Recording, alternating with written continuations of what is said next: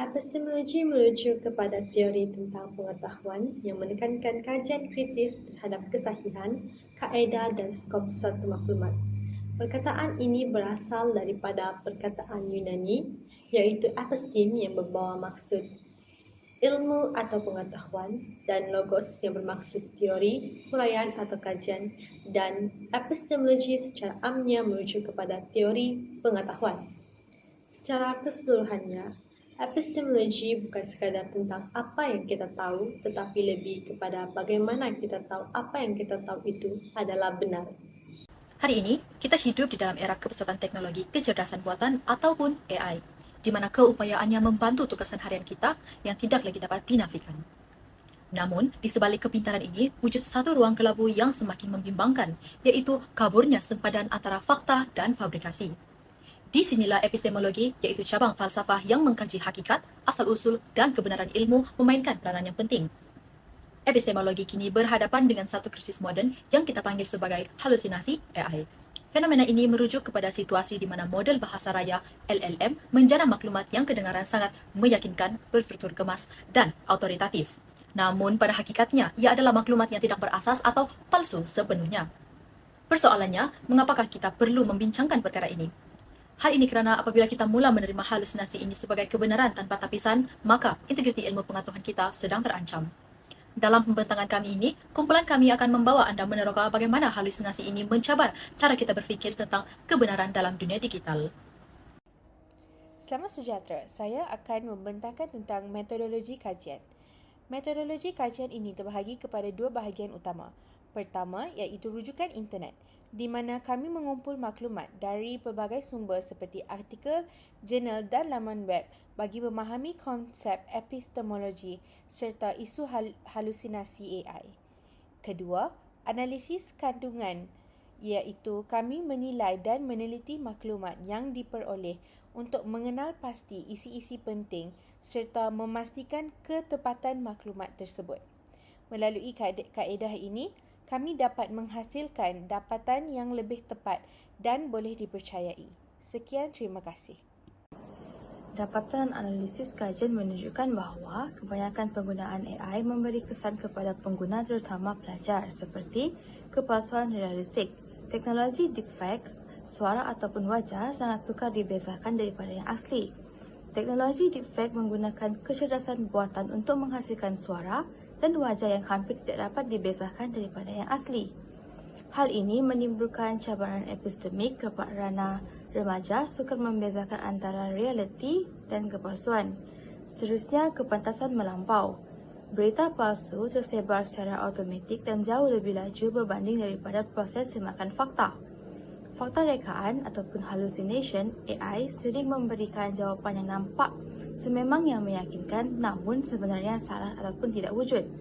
Algoritma media sosial membolehkan berita palsu tersebar secara automatik serta viral dalam masa yang singkat, jauh mendahului proses semakan fakta yang sebenar oleh pihak yang berautoriti.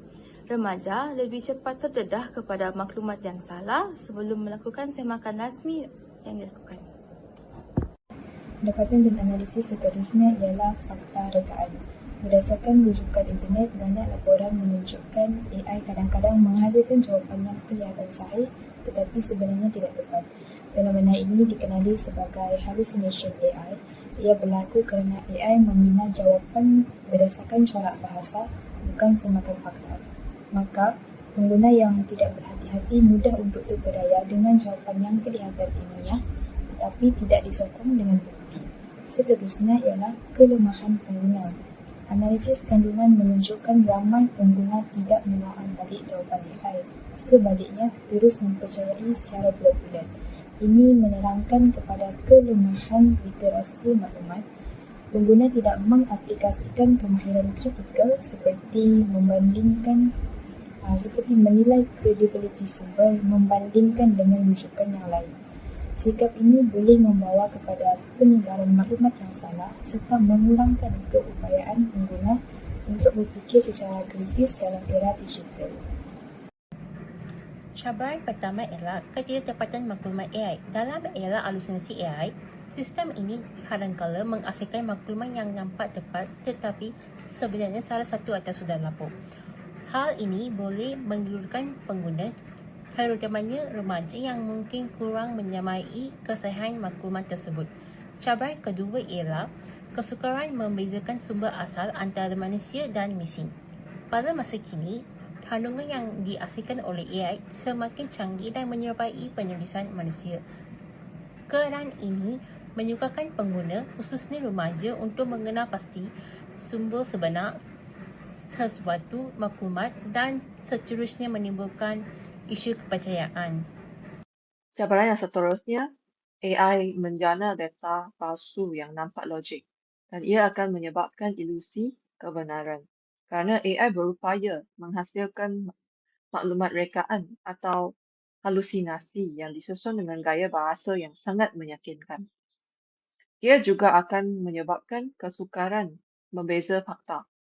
Remaja sering terpedaya kerana data palsu tersebut tidak menunjukkan ralat bahasa yang ketara. Cabaran yang terakhir, keterbergantungan kepada jawapan pantas AI. Ia juga akan menyebabkan kemerosotan literasi maklumat. Sikap terlalu bergantung kepada AI akan melemahkan kemahiran menyemak kesahihan sumber.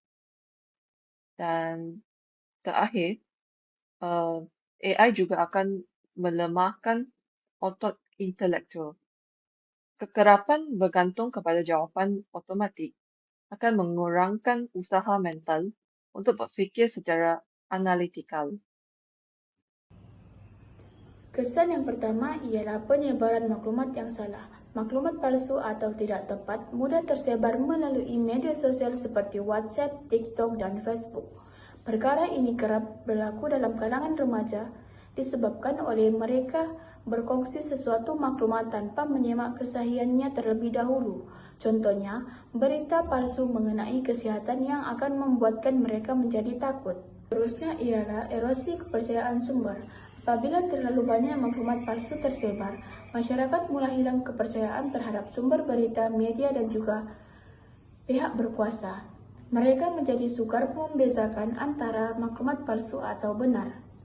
Contohnya, ada sesetengah individu yang tidak lagi mempercayai berita rasmi disebabkan mereka pernah terpengaruh dengan berita palsu di media sosial.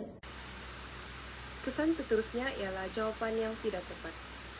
Apabila pengguna terlalu bergantung kepada jawapan AI yang mengandungi data palsu atau fakta rekaan, mereka berisiko membuat tindakan atau rumusan yang salah. Contohnya, seorang remaja menggunakan jawapan daripada AI yang nampak logik tetapi sebenarnya salah untuk menyelesaikan tugasan akademiknya ataupun membuat keputusan penting. Dan kesan yang terakhir ialah kemerosotan literasi kritikal. Kebergantungan manusia kepada kepantasan AI boleh melemahkan sikap kritis dalam menilai kesahihan, kaedah, dan skop sesuatu maklumat. Contohnya, pengguna tidak lagi melakukan semakan silang terhadap maklumat yang diterima dan terus menerima bulat-bulat jawapan daripada AI tanpa memikirkan integriti data tersebut. Dan untuk kesimpulannya, cabaran dalam menapis maklumat AI bukan sahaja terletak pada kecanggihan teknologi itu sendiri, tetapi juga pada sikap setiap pengguna. Dan dengan ini, analisis telah mencadangkan bahawa penyelesaian terbaik adalah agar pengguna mengamalkan gabungan antara literasi teknologi dan kekuatan etika atau integriti dalam setiap interaksi digital. Sekian, terima kasih.